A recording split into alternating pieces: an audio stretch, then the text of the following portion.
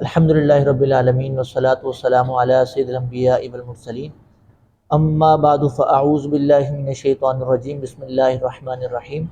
پڑھیے الصلاۃ والسلام علیک یا رسول اللہ، الصلاۃ والسلام علیک یا حبیب اللہ، الصلاۃ والسلام علیک یا نبی اللہ وعلى آلك وأصحابك يا نور الله۔ نویت سنت الاعتکاف۔ پیارے آقا مدینے والے مصطفیٰ صلی اللہ تعالیٰ علیہ وآلہ وسلم پر درود و سلام پڑھنے کے بے شمار فضائل احادیث مبارکہ میں، روایات وغیرہ میں بیان ہوئے ہیں۔ تاریخ بغداد کی ایک روایت ہے، حضرت سیدنا ابو بکر صدیق رضی اللہ تعالیٰ عنہ آپ فرماتے ہیں کہ پیارے آقا صلی اللہ تعالیٰ علیہ وآلہ وسلم پر درود پاک پڑھنا گناہوں کو اتنی جلدی بجھاتا ہے جتنا جلدی پانی آگ کو نہیں بجھاتا، اور آپ صلی اللہ تعالیٰ علیہ وآلہ وسلم پر سلام پڑھنا یہ غلام آزاد کرنے سے افضل ہے۔ صلو علی الحبیب صلی اللہ تعالی علی محمد صلی اللہ تعالی علیہ وآلہ وسلم، صلاۃ و سلاما علیک یا سیدی یا سیدی یا رسول اللہ۔ الحمدللہ حسب معمول پروگرام شرعی احکام جاری ہے۔ ہر اتوار کو یہ پروگرام ہماری اسی جامع مسجد ستار میں ہوتا ہے۔ اس سے پہلے کہ باقاعدہ اس پروگرام کا آغاز ہو، آئیے اچھی نیتیں کر لیتے ہیں کہ حدیث پاک کا مفہوم ہے نیت المؤمن خیر من عملہ، کہ مسلمان کی نیت اس کے عمل سے بہتر ہے۔ اور یاد رہے کہ کسی بھی عمل خیر کا ثواب بغیر نیت کے نہیں ملتا، اور جتنی اچھی نیتیں زیادہ ہوں گی ثواب بھی انشاءاللہ اتنا ہی زیادہ ملے گا۔ تو میں یہ نیت کرتا ہوں کہ اللہ عز و جل کی رضا حاصل کرنے کے لیے اول تاخر اس سلسلے میں شریک رہوں گا۔ یہاں پر جو باتیں بیان کی گئیں میں خود بھی اس پر عمل کروں گا، اور ممکنہ صورت میں اپنے دیگر مسلمان بھائیوں تک بھی یہ باتیں پہنچانے کی کوشش کروں گا۔ آپ اس میں یہ نیت کریں کہ اللہ کی رضا حاصل کرنے کے لیے اول تاخر اس سلسلے میں شریک رہیں گے، علم دین کی تعظیم کی نیت سے باادب ہو کر اس سلسلے میں شریک رہیں گے۔ جو کچھ یہاں بیان کیا گیا اس پر خود بھی عمل کریں گے، اور ممکنہ صورت میں اپنے دیگر مسلمان بھائیوں تک بھی پہنچانے کی کوشش کریں گے۔ اللہ تعالیٰ مجھے بھی اور آپ کو بھی عمل کرنے کی توفیق عطا فرمائے۔ جیسا کہ آپ کے علم میں ہے کہ آج یوم صدیق اکبر ہے، آج 22 جمادی الثانی، خلیفہ بلا فصل، خلیفہ اول، افضل البشر بعد الانبیاء والرسل، حضرت سیدنا ابو بکر صدیق رضی اللہ تعالیٰ عنہ کا یوم عرس ہے۔ تو آپ کو بھی خوب ایصال ثواب کا اہتمام کیجئے۔ ہم بھی انشاءاللہ اس پروگرام کے آخر میں فاتحہ خوانی کریں گے، اور اس سلسلے کا بھی ثواب بالخصوص خلیفہ اول رضی اللہ تعالیٰ عنہ کی بارگاہ میں پیش کریں گے۔ تو اسی مناسبت سے میں خلیفہ اول حضرت سیدنا ابو بکر صدیق رضی اللہ تعالیٰ عنہ کے کچھ فضائل آپ کے سامنے بیان کروں گا، پھر انشاءاللہ آپ اس میں کے سوالات تو ہوں گے۔ حضرت سیدنا ابو بکر صدیق رضی اللہ تعالیٰ عنہ کی خصوصیات میں سے ایک خصوصیت یہ ہے کہ آپ نے کبھی کسی بت کو سجدہ نہیں کیا۔ آپ نے کبھی کسی بت کو سجدہ نہیں کیا۔ اس کا واقعہ امام احمد قسطلانی علیہ رحمہ، انہوں نے اپنی کتاب ارشاد الساری شرح صحیح بخاری میں، اور سیدی و مرشدی اعلیٰ حضرت علیہ رحمہ نے ملفوظات اعلیٰ حضرت میں اس واقعے کو بیان کیا ہے کہ جب آپ چھوٹی عمر کے تھے تو آپ کے والد آپ کو بت کے سامنے لے گئے اور کہا کہ یہ تمہارا خدا ہے، اس کو سجدہ کرو۔ حضرت سیدنا ابو بکر صدیق رضی اللہ تعالیٰ عنہ نے اس سے کہا کہ میں بھوکا ہوں، مجھے کھانا کھلا، میں ننگا ہوں، مجھے کپڑے پہنا، اگر تو خدا ہے تو اپنے آپ کو بچا، اور آپ نے ایک پتھر لیا اور اس بت کو مارا۔ اب وہ بت کیا اپنے آپ کو بچاتا، وہ زمین پر گر گیا۔ جب آپ کے والد نے یہ دیکھا تو آپ کے والد نے غصے میں آ کر آپ کے رخسار پر ایک تھپڑ مارا اور آپ کو وہاں سے آپ کی ماں کے پاس لے کر آئے اور سارا واقعہ بیان کیا کہ اس نے یہ کیا۔ تو آپ کی والدہ نے یہ کہا کہ اس سے اس کے حال پر چھوڑ دو، کہ جب یہ پیدا ہوا تھا تو میں نے غیب سے یہ آواز سنی تھی کہ اے اللہ کی سچی بندی تجھے خوشخبری ہو، اے اللہ کی سچی بندی تجھے خوشخبری ہو کہ یہ بچہ عتیق ہے، آسمانوں میں اس کا نام صدیق ہے، اور یہ محمد صلی اللہ تعالی علیہ وآلہ وسلم کا صاحب و رفیق ہے۔ تو یہ واقعہ حضرت سیدنا ابو بکر صدیق رضی اللہ تعالیٰ عنہ نے خود بیان کیا، پیارے آقا صلی اللہ تعالی علیہ وآلہ وسلم کو یہ واقعہ خود بیان کیا۔ جب یہ واقعہ بیان کر چکے تو اس وقت حضرت جبریل علیہ السلام حاضر ہوئے اور عرض کی صادق ابو بکر، کہ ابو بکر نے سچ کہا، وہو صدیق، اور یہ صدیق۔ تو آپ نے، آپ کی خصوصیات میں سے خصوصیت کیا کہ آپ نے کبھی کسی بت کو سجدہ نہیں کی۔ یہ خصوصیت شیر خدا مولا کائنات حضرت علی المرتضیٰ رضی اللہ تعالیٰ عنہ کی بھی ہے۔ حضرت علی رضی اللہ تعالیٰ عنہ کے نام کے ساتھ اکثر یہ لفظ کہے جاتے ہیں، کرم اللہ وجہہ الکریم۔ حضرت علی کرم اللہ وجہہ الکریم، یہ کرم اللہ وجہہ کے الفاظ آپ کے مبارک نام کے ساتھ ذکر کیے جاتے ہیں۔ تو اس کی وجہ علماء کرام نے یہ بیان فرمائی کہ حضرت علی رضی اللہ تعالیٰ عنہ نے کبھی بھی کسی بت کو سجدہ نہیں کیا، کسی بت کی عبادت نہیں کی، آپ بتوں کے دامن سے پاک رہے، اس وجہ سے یہ لقب آپ کو دیا گیا کرم اللہ وجہہ الکریم۔ اور یہی لقب کرم اللہ وجہہ والا لقب یہ حضرت ابوبکر صدیق رضی اللہ تعالیٰ عنہ کے بارے میں بھی منقول ہوا کہ آپ نے بھی کبھی کسی بت کو سجدہ نہیں کیا، آپ کا دامن بھی بتوں سے پاک رہا۔ اسی طرح آپ کی خصوصیت یہ بھی ہے کہ آپ انبیاء اور مرسلین کے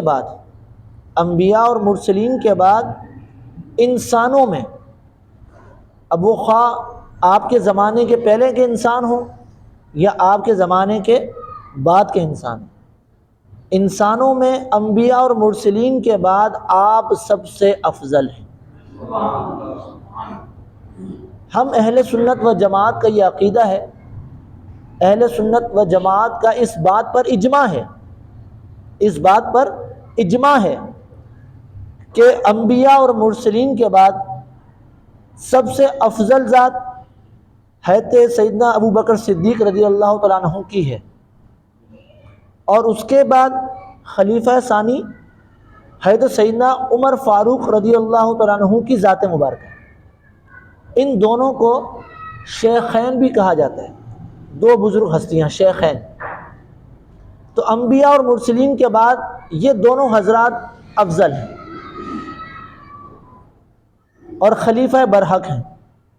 پہلے خلیفہ حضرت سیدنا ابوبکر صدیق رضی اللہ تعالیٰ عنہ اور دوسرے خلیفہ حضرت سیدنا فاروق اعظم۔ پھر جمہور علماء اہل سنت کا یہ موقف ہے کہ تیسرے نمبر پر حضرت سیدنا عثمان غنی رضی اللہ تعالیٰ عنہ آپ کی ذات مبارکہ ہے، آپ تیسرے خلیفہ برحق ہیں۔ اور پھر چوتھے نمبر پر حضرت سیدنا علی کرم اللہ تعالی وجہہ الکریم، آپ کی خلافت برحق ہے۔ تو ان چاروں کو خلفائے راشدین کہتے ہیں۔ سیدی و مرشدی اعلیٰ حضرت علیہ رحمہ فتاوی رضویہ میں نقل فرماتے ہیں، ارشاد فرماتے ہیں کہ جو شیخین کی فضیلت کا انکار کرے، یعنی سیدنا ابوبکر صدیق اور سیدنا عمر فاروق اعظم، ان کی خلافت کا انکار کرے، معاذ اللہ ان کی شان میں گستاخی کرے، اتنی بات کہے کہ یہ خلیفہ برحق نہیں تھے، یا ان کی جو خلافت تھی وہ برحق نہیں تھی، معاذ اللہ غصب کی ہوئی تھی، خلافت جو ہے وہ غصب شدہ تھی، برحق نہیں تھی، یہ خلیفہ برحق نہیں تھے، تو آپ فرماتے ہیں کہ علماء کرام کا فرمانا ہے کہ ایسا شخص کافر۔ اچھا، ترتیب کے حوالے سے ہم اہل سنت و جماعت کا موقف یہ ہے کہ خلفائے راشدین انبیاء اور مرسلین کے بعد سب سے افضل ہیں۔ خلفائے راشدین کے بعد جو بقیہ عشرہ مبشرہ ہیں، جو بقیہ 6 عشرہ مبشرہ ہیں وہ افضل ہیں۔ یعنی عشرہ مبشرہ سے مراد 10 وہ خوش نصیب صحابہ کرام کہ جن کو پیارے آقا صلی اللہ تعالیٰ علیہ وسلم نے ایک مرتبہ منبر پر جلوہ افروز ہو کر نام لے کر جنت کی بشارت ارشاد فرمائی، تو ان 10 خوش نصیب صحابہ کرام کو عشرہ مبشرہ کہتے ہیں، جن میں سے 4 تو یہ خلفائے راشدین ہیں جن کا بھی ذکر ہوا۔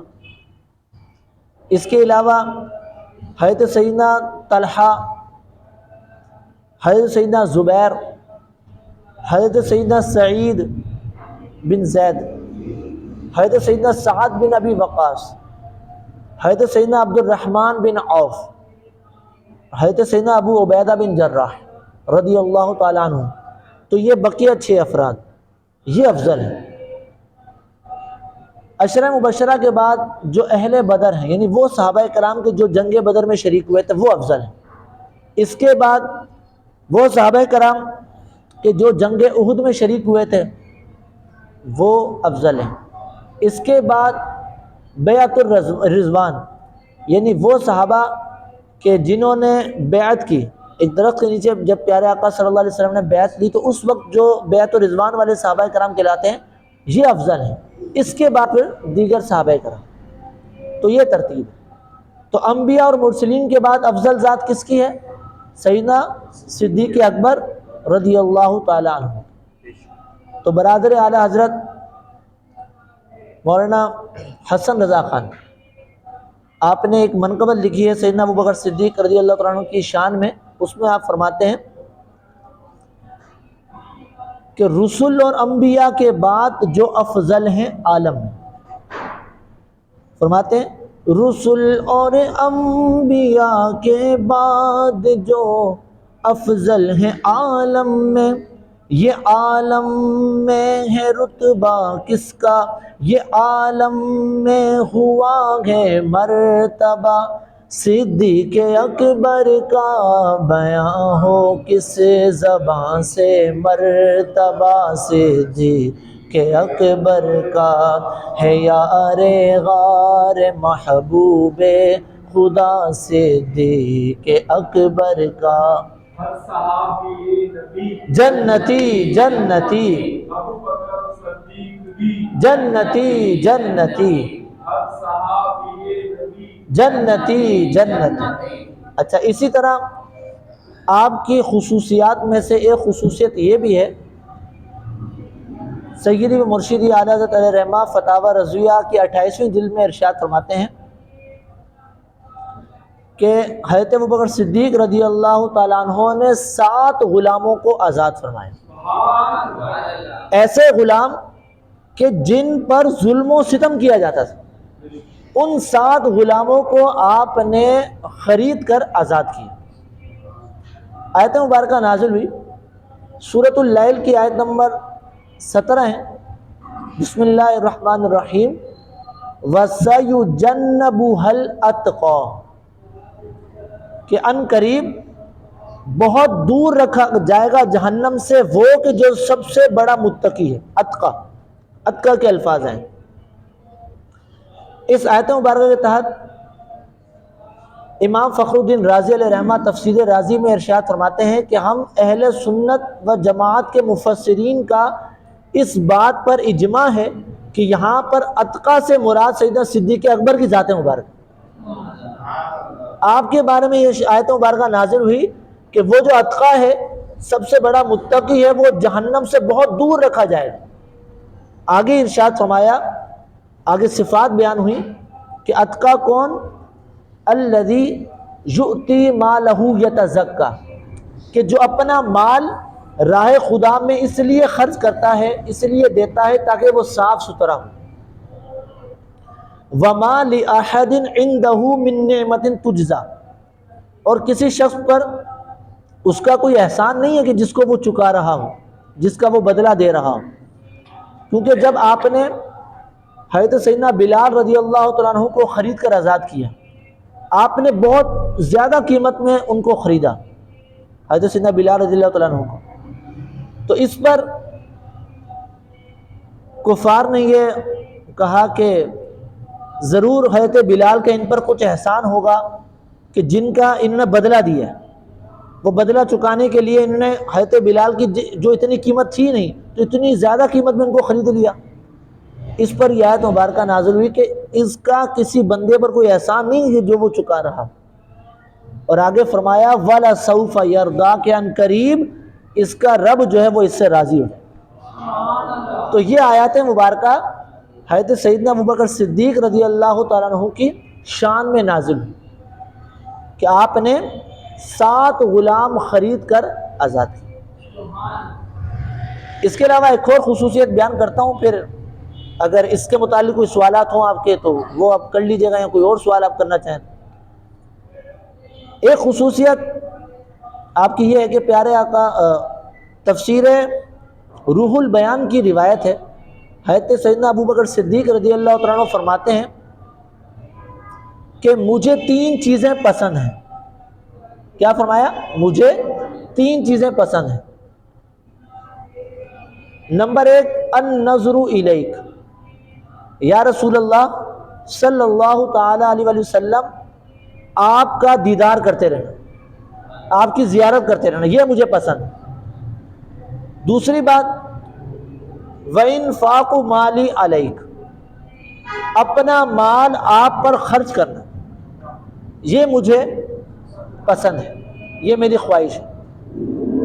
اور تیسری بات ارشاد فرمائی وَالْجُلُوسُ بَيْنَ يَدَيْكَ، کہ آپ کی مقدس بارگاہ میں حاضر رہنا، موجود رہنا، یہ مجھے پسند ہے. وہ کسی شاعر نے کہا نا، میرے تو آپ ہی سب کچھ ہیں رحمت عالم، میرے تو آپ ہی سب کچھ ہیں رحمت عالم، میں جی رہا ہوں زمانے میں آپ ہی کے لیے، تمہاری یاد کو کیسے نہ زندگی سمجھوں، یہی تو ایک سہارا ہے زندگی کے لیے. اب پیارے آقا صلی اللہ تعالیٰ علیہ وسلم کی محبت کے صدقے آپ کی یہ خواہشیں کیسے پوری ہوئی؟ پہلی خواہش کیا تھی؟ النظر الیک، کہ آپ کا دیدار کرتے رہنا، آپ کی زیارت کرتے رہنا. تو آپ کی یہ خواہش ایسے پوری ہوئی کہ سفر و حضر میں ہر جگہ پیارے آقا صلی اللہ تعالیٰ علیہ وسلم کی رفاقت، آپ کا پڑوس، آپ کا ساتھ رہنا، یہ آپ کو نصیب ہوا. یہاں تک کہ غار ثور میں جو 3 دن پیارے آقا صلی اللہ علیہ وسلم نے قیام فرمایا، اس غار میں بھی آپ کے علاوہ اور کوئی دوسرا نہیں تھا. اور دوسری بات کہ اپنا مال آپ پر خرچ کرنا، یہ خواہش کیسے پوری ہوئی کہ آپ نے کئی مواقع پر اپنا سب کچھ راہ خدا میں قربان کر دیا، کئی مواقع پر سب کچھ راہ خدا میں خرچ کر دیا. اسی پر برادر اعلیٰ حضرت مولانا حسن رضا خان فرماتے ہیں لٹایا راہ حق میں جس نے کئی بار اپنا گھر، حسن لٹ لٹ کے گھر بن گیا صدیق اکبر کا. یعنی کئی مرتبہ آپ نے راہ حق میں اپنا مال لٹایا، اتنا مال لٹایا یہاں تک کہ آپ کا گھر بن گیا. جو اصل آپ کا مقصد تھا، جو اصل کامیابی تھی، اس سے آپ سرفراز ہو. تو یہ آپ کی خواہش پوری ہوئی. اور تیسری خواہش والجلوس بین یدیک، کہ آپ کی مقدس بارگاہ میں حاضر رہنا، آپ کے سامنے رہنا، یہ مجھے جو ہے وہ میری خواہش ہے. تو یہ کیسا ساتھ نصیب ہوا؟ زندگی میں تو ساتھ رہے، زندگی میں تو ساتھ رہے، یہاں تک کہ آپ کی تدفین بھی پیارے آقا صلی اللہ علیہ وسلم کے پہلو مبارک میں ہوئی. ابھی بھی وہ آپ کی رفاقت میں ہیں. اور آپ صلی اللہ علیہ وسلم ارشاد فرماتے ہیں کہ بروز قیامت میں اپنی قبر انور سے اس طرح آؤں گا کہ میرے سیدھے ہاتھ میں سیدنا ابوبکر صدیق کا ہاتھ ہوگا، دوسرے ہاتھ میں حضرت فاروق اعظم کا ہاتھ ہوگا۔ اس انداز سے آپ اپنی قبر انور سے تشریف لائیں گے قیامت والے دن۔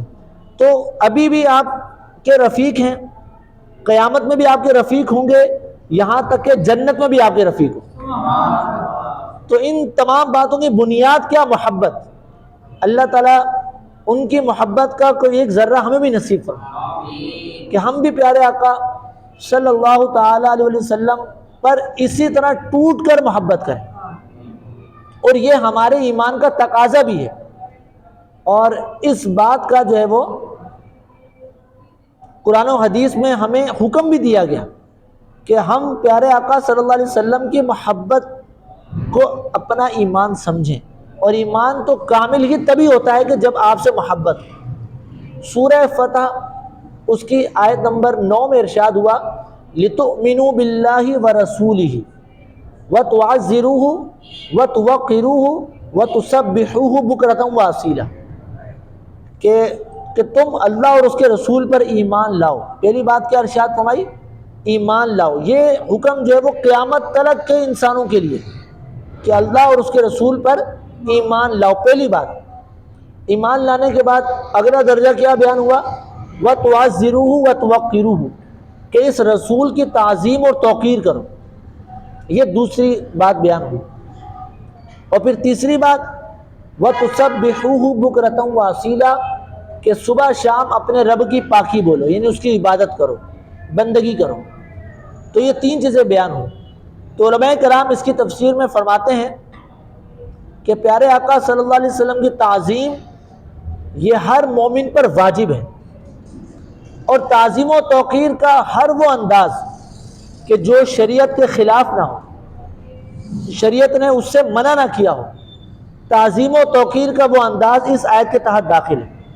قیامت تلک ہر وہ انداز اختیار کیا جا سکتا ہے کہ جس سے سرکار کی تعظیم و توقیر ہو، جبکہ وہ انداز وہ طریقہ شریعت کے خلاف نہ ہو۔ تو یہ اسٹیپ بیان کیے، اللہ اور اس کے رسول پر ایمان لانا۔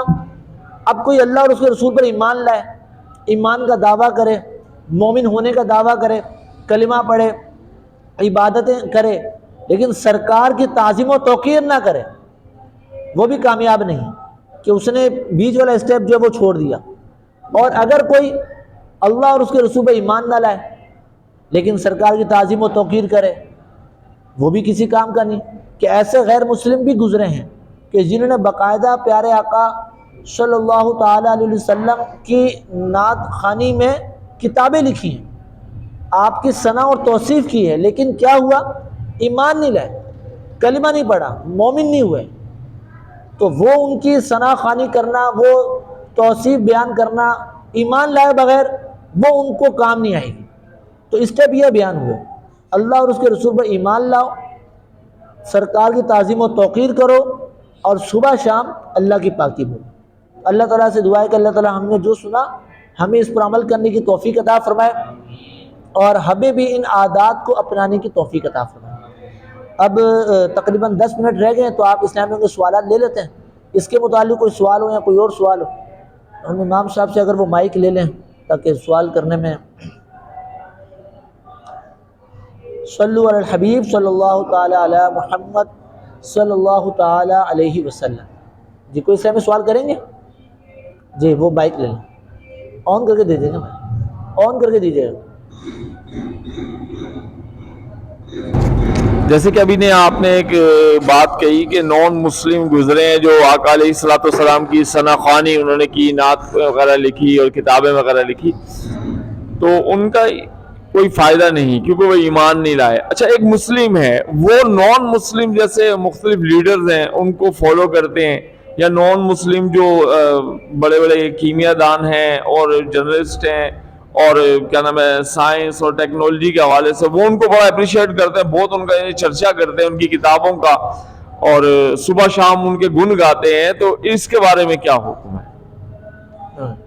اس کے علاوہ ایک اور سوال بھی ہے ساتھ ہی، وہ نماز کے حوالے سے، مسبوق کی نماز اس کے بارے میں ذرا تھوڑا سمجھا اس دیجیے، حوالے سے پوچھنے جا رہے ہیں مسبوق کی نماز کا کیا مطلب؟ یعنی کیا طریقہ ہے جس کی 1 یا 2 یا 3 ہی رکعتیں رہتے ہیں، وہ کس طرح ادا کرے گا؟ مائک بند کر دیجیے گا۔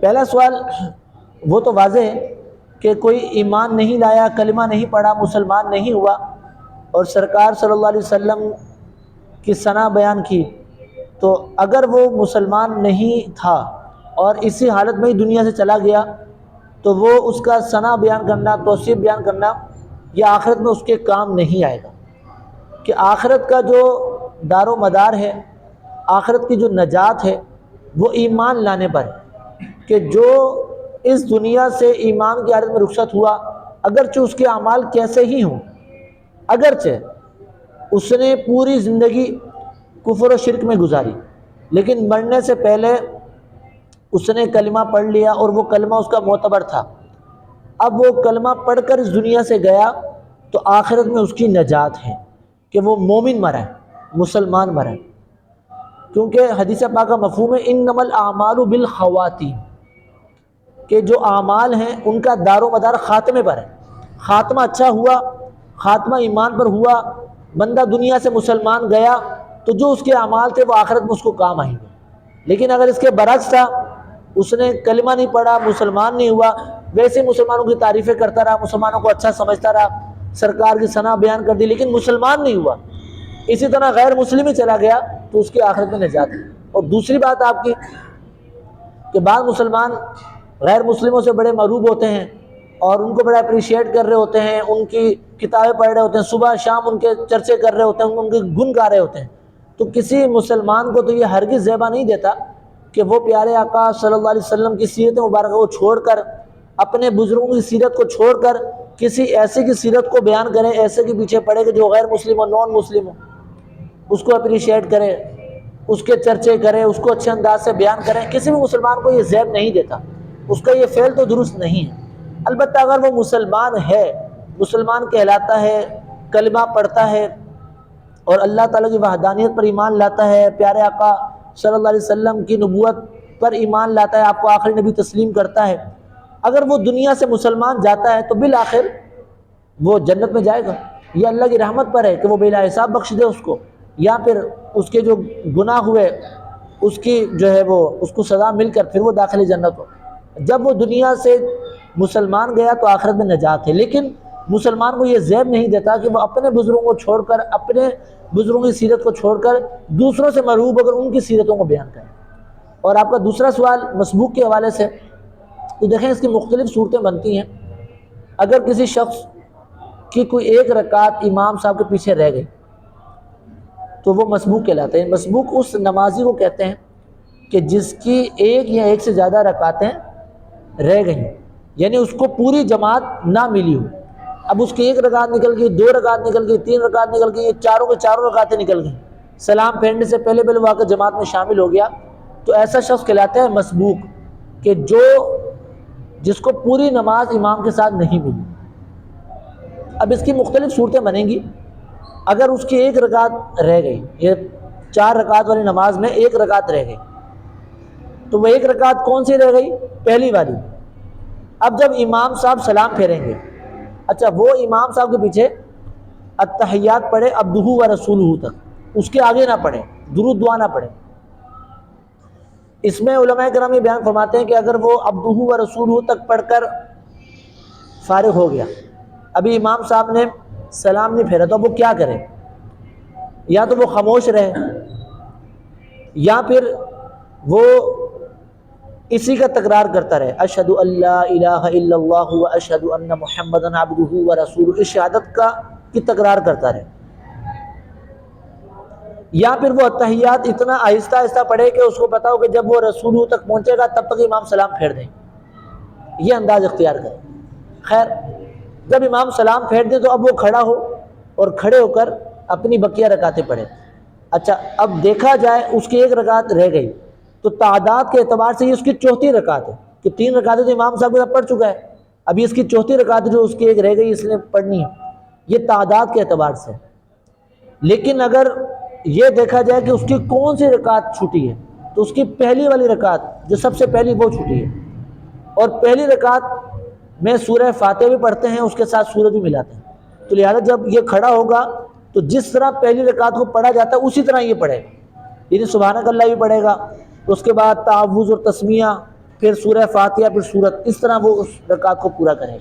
تو اسی انداز سے جو ہے وہ اس کی ایک سے زیادہ رکعتیں نکلتی ہیں. تعداد کے اعتبار سے تو اس کی وہ آخری والی ہوں گی، لیکن جو رکعت اس کی چھوٹ گئی ہے، جیسے پہلی چھوٹی ہے، دوسری چھوٹی ہے، تو اس کو جس انداز سے پڑھا جاتا ہے اسی انداز سے وہ اس رکعت کو پورا کرے. ٹھیک ہے، 2 منٹ ہیں. کوئی ایک اور سوال اگر ہے کسی کا تو لے لیتے ہیں، نہیں تو پھر دعا کریں. مائک دیں اختر بھائی، انعام بھائی کو مائک دیں، مائک لے لیں سے. بولو. ہاں آپ فرمائیں. اچھا، اگر کوئی اتحیات پڑھنے کے بعد اگر اس کی 1 یا 2 رکعتیں رہ گئی ہیں، درود ابراہیم یا دعا پڑھ لے، تو اس میں کوئی وہ تو نہیں ہے گناہ یا کوئی منع کیا گیا ہو اس کے میں عرض متعلق؟ کرتا ہوں جی اختر بھائی کو دیں. اختر بھائی آپ سوال کریں. جیسے کوئی غیر مسلم ہے، اس نے جو نا وہ اسلام تو قبول کر لیا تھا، لیکن اس نے اپنے خاندان کی وجہ سے، جیسے بڑے بڑے خاندان ہوتے ہیں تو اس میں جو چھوٹا خاندان بھی ہے تو اس میں جو نا اس ڈر کے مارے اپنا ایمان چھپا کے رکھا کہ اگر میں اس کو ظاہر کروں گا تو مجھے تنگ کریں گے، مار دیں گے. تو ایسے کے لیے کیا ہے کہ اس کو مسلمان مانیں گے، کیا کریں گے اس کو؟ مائک بند کر دیں. انعام بھائی نے سوال کیا، لائٹ انعام بھائی نے سوال کیا کہ جو مسبوق ہے جس کی ایک یا ایک سے زیادہ رکعتیں نکلتی ہوں، تو ابھی بیان ہوا کہ اس نے عبدہ و رسولہ تک پڑھنا ہے، آگے درود دعا نہ پڑھے. تو اب اگر وہ درود اور دعا پڑھ لیتا ہے، اس کی توجہ نہیں رہتی ہے، ویسے ہی پڑھ لیتا ہے، تو اب اس صورت میں کیا حکم ہے؟ تو دیکھیں درود اور دعا اس کو پڑھنا تو نہیں چاہیے، لیکن اگر وہ پڑھ لیتا ہے تب بھی اس کی نماز ہو جائے گی، اس پر سجدہ صاحب واجب نہیں ہوگا، اس کی نماز ہو جائے گی. ٹھیک. اختر بھائی کا سوال کہ کسی نے جو ہے وہ اسلام قبول کیا لیکن اس کا اظہار نہیں کیا. لیکن اسلام اس نے قبول کیا کیسے پتہ چلا؟ کسی کو تو اس نے بتایا ہوگا نا، کسی کو تو پتہ چلا ہوگا بھی اس نے اسلام قبول کیا. یہ الگ بات ہے اس نے اپنے خاندان والوں کو نہیں بتایا کہ خاندان والوں سے مجھے ضرر پہنچے گا، لیکن اس نے وہ کچھ کو بتا دیا، کچھ مسلمانوں کو بتا دیا میں مسلمان ہوتا ہوں، ان کے سامنے کلمہ ہی پڑھ لیا، اپنا جو پچھلا اس کا عقیدہ تھا، جو پچھلا مذہب تھا، اس سے توبہ کی، کلمہ پڑھا، اللہ کی وحدانیت پر ایمان لایا، پیارے آقا صلی اللہ علیہ وسلم کی رسالت کا اقرار کیا اور مسلمان ہو گیا. تو اس کو مسلمان ہی مانیں گے کہ یہ مسلمان ہے. اور ظاہر بات ہے چند تک اطلاع بھی پہنچ چکی کہ اس نے اسلام قبول کیا. یہ الگ بات ہے کہ اس کے خاندان تک اطلاع نہیں پہنچی ہے، اس نے ان کو منع کر دیا کہ بھی خاندان والوں کو نہ پتہ چلے، مجھے ان سے بھی نقصان پہنچے گا، خاندان والوں سے مجھے نقصان پہنچے گا. تو اگر خاندان والوں کو اطلاع نہیں بھی پہنچی تب بھی وہ مسلمان ہی ہے بالفرض. اگر کسی ایک کو بھی پتہ نہیں چلتا کہ اس نے اسلام قبول کیا لیکن وہ دل سے اقرار کر چکا ہے، ایمان جو ہے وہ اصل کیا ہے؟ تصدیق بالقلب، دل سے تصدیق کرنا، اور اقرار باللسان، زبان سے اس کا اقرار کرنا. اگر کسی نے ہمارے سامنے زبان سے اقرار نہیں کیا تو ہمارے سامنے وہ غیر مسلم ہے. اگر وہ مرتا ہے تو ہم اس کے ساتھ وہی تعلقات رکھیں گے جو غیر مسلم کے ساتھ ہیں، کہ غیر مسلموں کی تدفین وغیرہ نہیں ہوتی، جو ہم بھی اس کے ساتھ وہی کریں گے کہ اس نے ہمارے سامنے کلمہ نہیں پڑھا. شریعت ظاہر پہ حکم لگاتی ہے. اگر اس نے اسلام ظاہر نہیں کیا تو ظاہری طور پر اس کو کافر ہی شمار کیا جائے گا، اس کے ساتھ وہی معاملہ کیے جائیں گے جو غیر مسلم کے ساتھ کیے جاتے ہیں. اور اگر وہ حقیقتاً دل سے تصدیق کر چکا تھا، ایمان لا چکا تھا، تو وہ عند اللہ مومن، آخرت میں وہ مومن ہی اٹھایا جائے گا. لیکن شریعت ظاہر پہ حکم لگاتی ہے، تو ظاہر میں اگر اس نے کسی پر بھی اپنا اسلام ظاہر نہیں کیا تو اس کے ساتھ غیر مسلموں والا ہی معاملہ کیا جائے. اور اگر پہلی صورت ہے کہ اس نے اسلام قبول کیا، دل سے تصدیق کی، مسلمانوں کو بتا بھی دیا لیکن خاندان والوں کو نہ بتایا، اور ان کو ہی بولا کہ ان کو نہ پتہ چلے، ان تک نہیں بتانا، تو اس میں تو ظاہر بات ہے وہ ظاہر بھی مسلمان اور باطن بھی مسلمان. اب جن مسلمانوں کو پتہ چلے گا اس کا انتقال ہوا، چونکہ وہ مسلمان ہو چکا تھا، تو اب ان کے لیے یہ فرض ہو جائے گا کہ وہ اس کی جو ہے وہ تجدید تکفین وغیرہ کے معاملات اختیار کریں. بھلے اس کو نقد کے لیے رکھ لیجیے گا. ایسا ہے کہ ٹنڈو آدم میں یا شہزاد پور میں جو نا ایک ہندو تھا، وہ ایم.اے اسلامیات تھا، وہ اس کے پاس جو نا جب بھی جا کے بیٹھو تو وہ جو نا